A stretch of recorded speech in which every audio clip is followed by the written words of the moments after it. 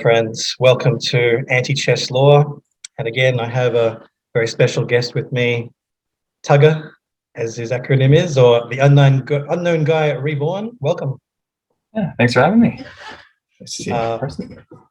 So this is basically one of the princes of anti-chess, the young guns who have been extremely good at this game for at least a couple of years, and maybe now even a chance to win a world title. So right in the midst of the Antichess World Championships right now. So today I'm just going to ask TUGR a few questions, and then we'll go through a couple of the World Championship games that is currently in progress for the tournament. So first of all, interesting name, the Unknown Guy Reborn. How did that come about? All right, so I got into online chess. I'll take you back a little bit, but I got into online chess in second or third grade. I don't remember exactly. And one of the conditions to play online was that I had to be extremely internet cautious from my parents. So me being me, I came up with an extremely cautious name, The Unknown Guy. And that was my first account. And one day I was at 2107, and over the course of 2 weeks throughout December, I managed to drop to 1790 something. And I got frustrated, closed my account. I lasted 1 day without a Lead Chess account, and came back on December 17th, 2016. And hence The Unknown Guy, and again, me being very creative, came up with The Unknown Guy Reborn, and that was That's a good story. I think you're definitely not the first person to close their account in a rage. And look, I'll admit, there's a few times I've just deleted the Lead Chess app off my phone in a rage, and then literally the next day you're like, okay, hit it again. So, very good. And all right, so next question, anti-chess. It's one of the variants, but why is that the one that appealed to you the most? So I actually I got into anti-chess because I was apparently a very big rager 7 years ago, and I remember going on a huge losing streak in standard, and I was like, I hate this anymore. I need something else. So I picked one from the list. I guess I was gravitated to the anti because I was against standard chess or whatever. Anyway, I chose it, and I had decent performances. There was an arena. The Wang arena was an 0-2 casual, and I ended up beating the same 2300 twice, a 2000 and two 1900s, despite being a 1400 provisional. And I was like, wow, maybe I should continue with this. So I liked it because it had a forcing nature. I was able to know my opponent's next move. Like after e3, b5, I don't know, I really like the fact that I knew my opponent had to play bishop takes b5 and not some random obscure line I'd never seen before and had to calculate. Yeah, I mean, that's two really good reasons. I mean, so there's that intuition about not having such an open board. Like with chess, obviously, there's so many different ways you can go about it, but there's a limiting factor. Yeah, absolutely. And also, it's a really good point you made about beating those very high-rated opponents. It is one of those games, basically, where you can literally lose to someone 1,000 points below you if you just play one bad move. It can happen. So in chess, it probably never happens. Yeah, okay, pretty interesting. Now, what you're really well known for is calculation. You're like the Mikhail Tal of anti-chess in terms of your speed of calculation. I saw a video with yourself 10-10 and you playing, I think, a quarter zero and just racing through it. So is this sort of a natural talent? Are you gifted at fast calculation, other aspects like maths, etc., or do you think it was just a lot of focus and practice, or perhaps a combination that made you get so good? Well, I do like math. I don't think that's the huge reasons for it. I think it's just because I had an early start on like learning how to visualize things in my head. So when I first got into chess, I had that I was given a book, the Usborne Complete Book of Chess in second grade, and they had puzzles in it. But at the end of the book, the solutions for the puzzles, it didn't contain like a step-by-step solution for the boards. It just gave you notation. So I didn't have a board at the time. So if I wanted to see how those moves ended, I had to visualize them in my head. So the solution would give like queen g8, rook takes g8, knight f7, checkmate. And I'd have to visualize that. I'm like, oh yeah, I see why that works now.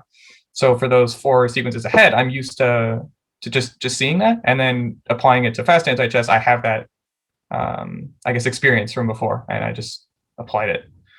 Although I do think it can be learned. Like that's what the calculation exercise is for in the study, and I would do those to warm myself up. So if we go to the study, so I'd give myself a position like this. I'd put 2 rooks on the board and then randomly scatter 7 or 8 knights and just try to figure out who's winning and why, or just who's winning and how much. So my first thought, white to move always. I would just look at all the captures, something like this. There's one more here.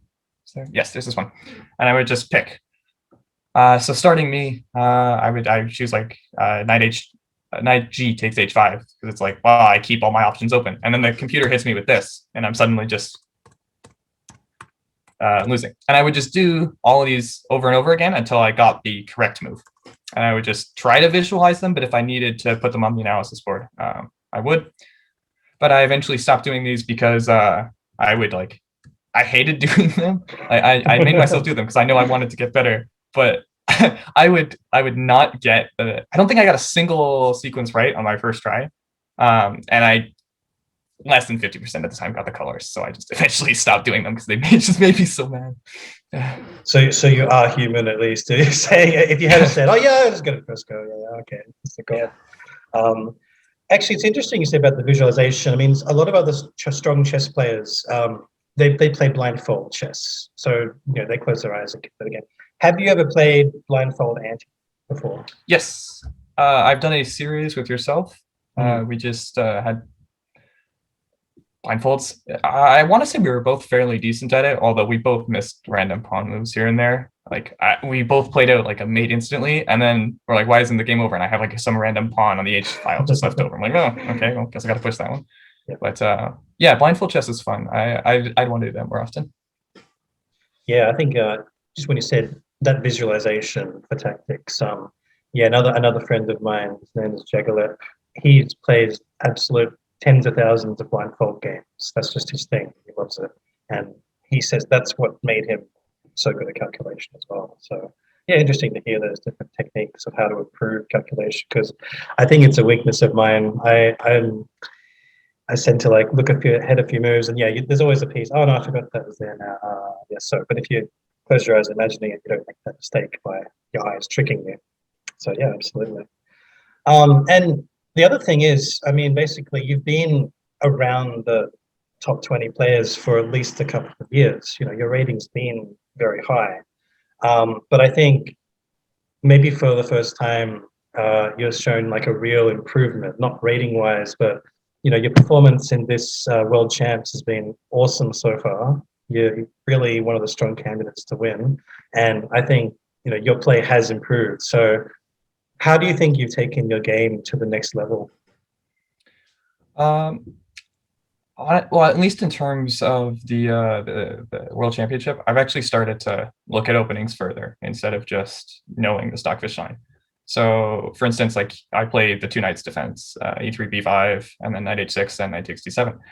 And I remember when studying through that line, I would like just get annihilated by these weird sidelines. Like Firebat Prime would play B3, and I didn't have no idea how to respond to it. And just going at stockfish and understanding why I make those moves. For instance, like Rook B8. It's like initially I read it as like a counterattack on B2, but no, you're trying to like attack the king side and ensure that your knight on D7 is going to end up free. And so just looking at themes of openings is like helped me a lot. I'm no longer like losing straight into the opening in a lot of theories, but just properly analyzing stuff now has helped a lot. I think also understanding those positional ideas, it's really helps, because then it's not just repeating a position from memory, it's actually knowing why. Yeah, for sure. Right. But, at least for again for the Antichess World Cup, I've actually started. I've made an effort to manage my time better, because for me, I'm a bullet hyper player mainly. I do it for the adrenaline rush. And I'll just blitz out moves in opening middle game. I'm like, it could be half decent or whatever. And my strategy is that'll make it up in the end game, because I have more time. I can think better. I could probably get a win or a draw out of like flags. Here, for at least for my performance, I'm now like starting to use time where I think I need it. It's not just, I better save my time for the end game. It's I need to make a good move here or I'm going to get demolished. And so asking myself two questions actually has helped me. I don't know if you've seen my streams or not, but I ask myself, what does he want, or what does this threaten, and what can I do about it? Those two, just saying it out loud, helps me calculate way better for it. So. Oh, okay, yeah, that's pretty good advice. Even in regular chess, yeah, we sort of teach students too, like, why did your opponent make that move? There's a reason. What are they thinking? So suddenly the threat might become more apparent, and then how do I counter that? I guess the other great thing to ask yourself is, if you see a good move, is there a better one? You know, oh, well, this is good. Oh, but is there a mate, or is there something more efficient? So yeah, really good advice there. Really good.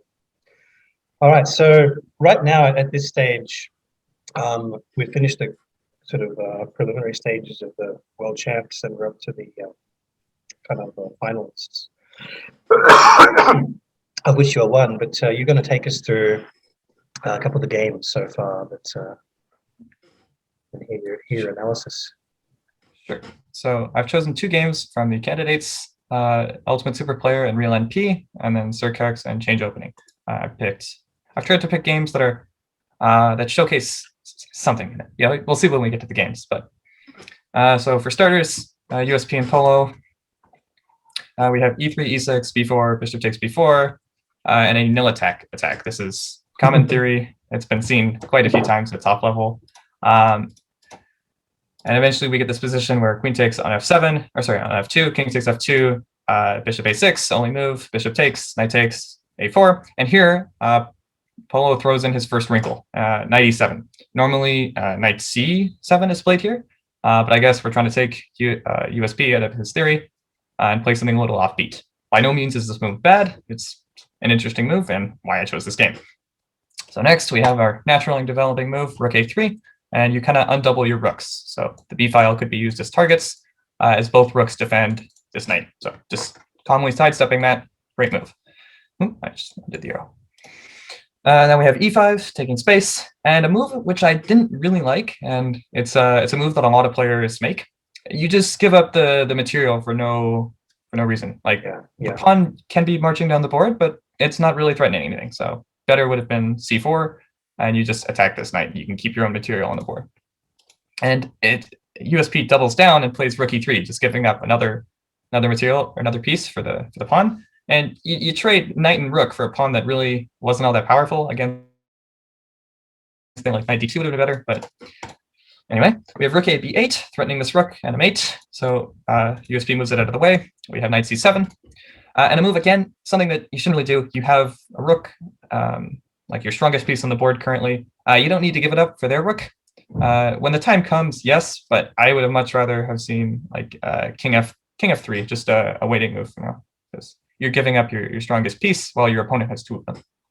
Well, you might be able to like. Do you think sometimes the thinking is, when people do this, they just think it's too hard, and maybe they just don't doubt their abilities to be able to manage their pieces? I think that's probably the only reason why you would give up material when you don't have to. It's almost like a fear of, and that's fine if you're playing 1-0, because you can get flagged very easily if you've got too much material. But yeah, in a game with increments, you're right. Yeah, you really need to try to manage those pieces and keep them on.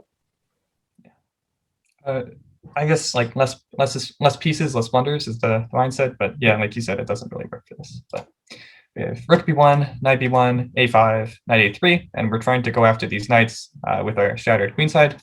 So Knight c8, Knight b5, and we have a knight trade. So now this pawn is very strong, and it might have some prospects in the future. But Polo calculates correctly that this pawn isn't actually threatening to move up the board.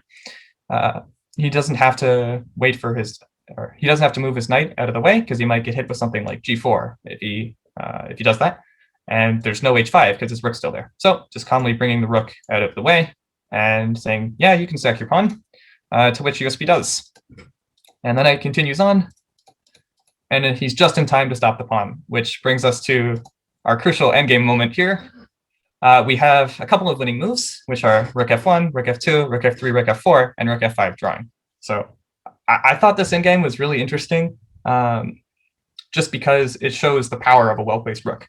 Rook f5 doesn't work, because when this pawn promotes to a king, this rook on the F or on the 5th rank is gonna end up Yeah. interfering with the king when it comes to make its journey down the board.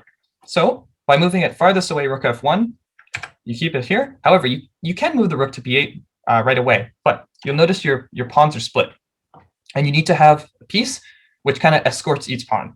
Rooks are fine to bring pawns down the board, and knights are really good at freezing pawns.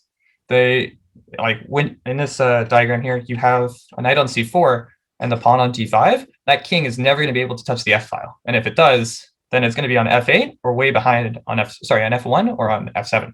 So bringing your knight to C4 and your pawn to D5, you now create this little barrier against the king, and you're free to push your A pawn.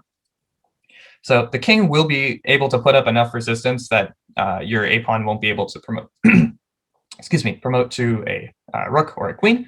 So you'll end up with a bishop. And a lot of the times when you have a bishop and a rook, your last pawn will end up being a bishop. So from here on, from perfect play, you could probably expect bishop, bishop, knight, rook versus king, or bishop, knight, rook. So if, for example, if white tries to get the king closer, black just brings their A pawn until the rook is threatened, they bring it back. And the second the king comes closer, you bring the rook to the C file. So that way, if the king does come closer, say with like king E1, you have this sequence, and you need to be able to calculate that this pawn at the end of that will turn into a rook, and it can beat the king. So all the way back here, you have to calculate that, which I guess is a lot harder for a lot of players, just to see that maybe even back here, knowing that this knight is going to be crucial to defending this pawn, which I guess was USP's mistake. But we have rook F5, which understandably, you still want to get to the B file, same goals. However, it now doesn't work. You have to play knight to E6 to draw. If you try rook B5 first, and then knight E3, you're going to get hit with king G6, and your pieces are overloaded, and that pawn will unfortunately take the king. So knight E3 first, and now you only have a draw, because this king can harass this rook. So it can't make it to the B file in time, and you don't have that same fortress, because this pawn won't be able to promote to a rook. It'll have to go for a king. So a lot of calculation to get there. But anyway, we have D5, and now white is winning instead of knight E3, which needed to be played to defend your pawn. And USP just marches his king down the board and sacks it on the last pawn.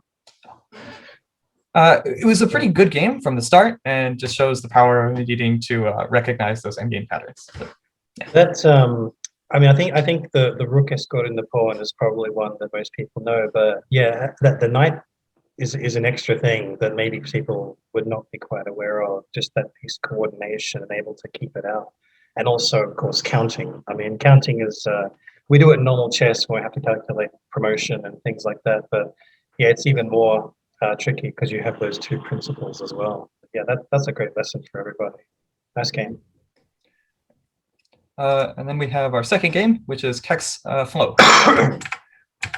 We have, I forget what this opening's called. I don't know if it has a name, just because it's not in proofs at all, or at least it's considered dubious. But in this one, we started off with a Polish defense, and it kind of just sacked the pawn earlier. But instead of taking right away, the queen took on H7, rook takes H7, bishop C4, rook H2, bishop F7, and this is a proven draw.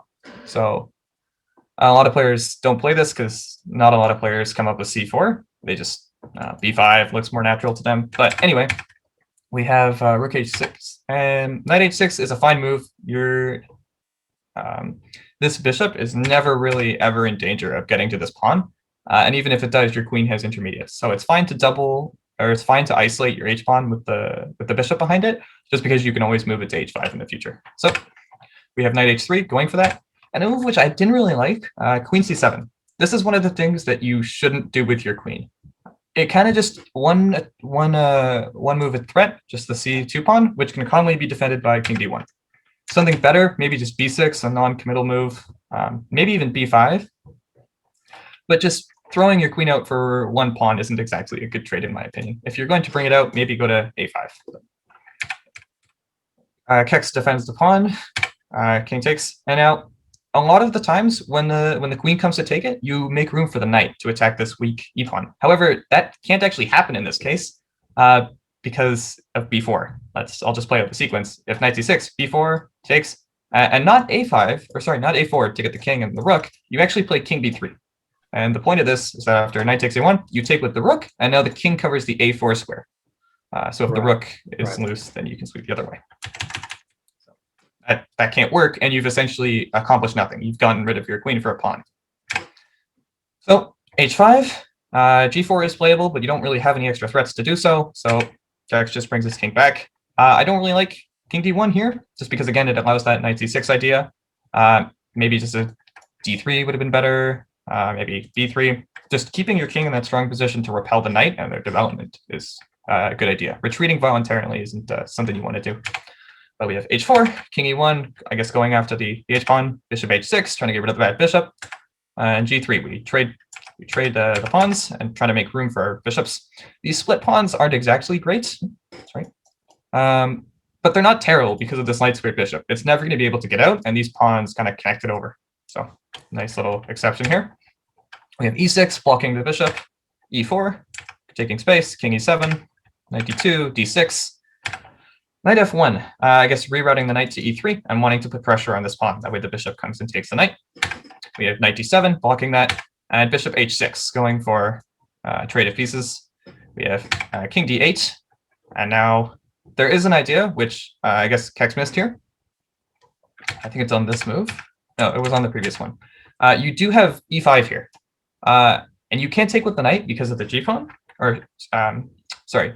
What was the... Oh, yeah, because you can just push your g-pawn and the knight sweeps. So you have to take with the pawn here. And in this case, you'll notice that the rook is blocked off from covering the 8th rank. There's nothing on the a3, f8 diagonal.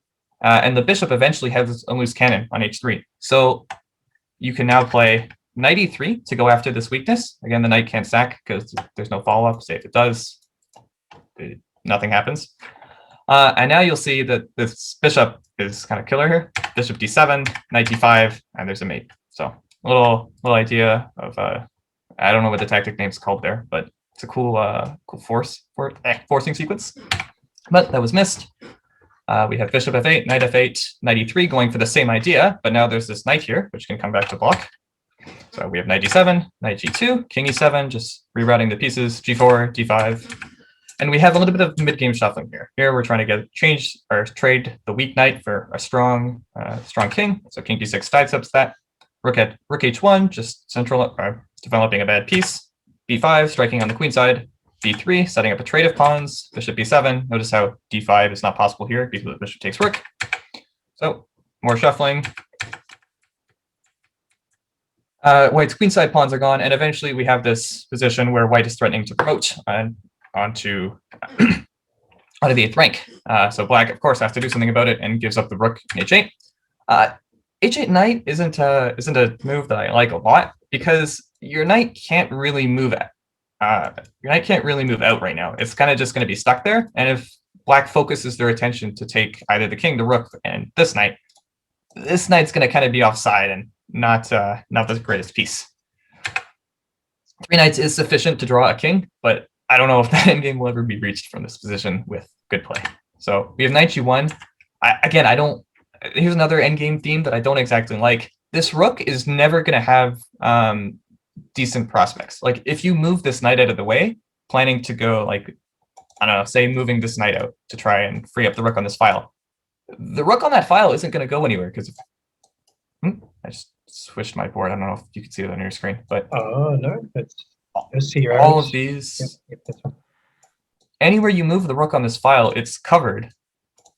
So that rook is never ever going to get back into the game, which is probably why I would just give it up instead of playing knight to g1, just giving the rook up and trying to get a drawn endgame. I believe this would be drawn because of how bad this bishop is, but knight g1 just puts some unnecessary paralysis on your position. And Flo doesn't really take advantage of it, but knight c5. And this was Kex's one shot to get the knight out of the corner. Now that the knight had stopped defending e5, knight g6 was possible, which was missed. But it comes back now as Flo blunders a1 king. We have bishop a6, which was a blunder in low time trouble. There is a mate here, just king f1. And that knight that you put on h4 is a hero now, as it gives itself up for the mate. However, also in time trouble, Kex moved his rook out of the way and blundered mate.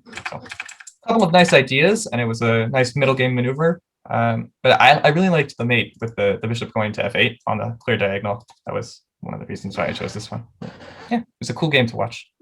There's just so much you can see there. It's incredible when you've got well, it's great being an observer going through a game that you're not playing. You always tend to see more, but I like those positional ideas because they kind of mirror real chess as well. When you talk about the paralyzed knight on h8, you know, putting its knights in the corner. But yeah, the point about the rooks can be scary pieces, and that's what lost it, I guess, in the end for Kex too. The rook got loose, so yeah, maybe giving it up was the right prospect.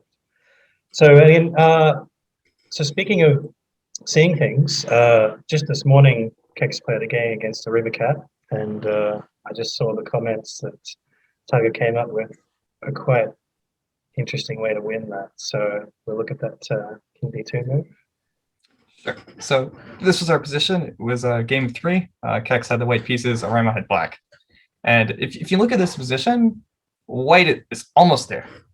The knight can never take on h6 because it'll end up sweeping these pawns. And if the pawn takes, there's always this move h5. And this f pawn will never get sacrificed. So looking at the position, I wanted to find a way to get rid of this f pawn. So my idea was king to d2. With the point being now, if you, like, so just say you improve your position with king f6, now this isn't a problem because you have one extra move. So after g4, you have king e3, and now you can give away this pawn. So I was questioned, I guess, after king d3, what happens if, like, the king comes over to protect? Well, then you have rook h5, and the king sweeps instead. And of course, if the knight takes, the same sweeping pattern still exists. And so the most challenging move I had to look at here was d4. And this will actually work against king e2, which I'll show in a second. But now you can still play it, right? If pawn takes, you play king to c3, which is normally a weird move because you don't want to just give up your king for nothing. But it now makes the pawn attack d2. So now you have the move knight f3, which again threatens that same sweep. And it also has this square here. So if h5, that move against knight h3, you now have g4 takes knight d2 and f3 to finish.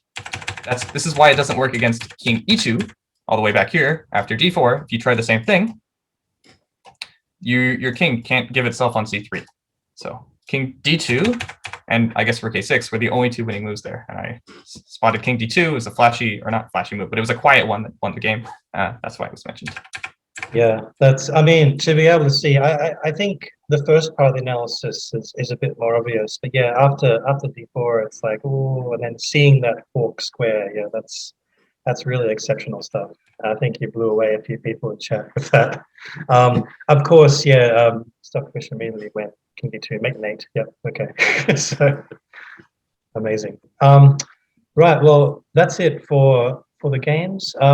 You're still in the group stage now, so I wish you all the best. Best of good luck for the rest of the tournaments. Hope we can see you in the final, and perhaps your first title is not, even if it's not this time, it's not far away, I think, the way you're going. So thanks very much for your time, and thanks for all your great tips on playing, and yeah, lovely to have you on the show. Well, thanks for having me. All right, so we'll say goodbye to everyone else. Thanks everybody for watching, and see you next time.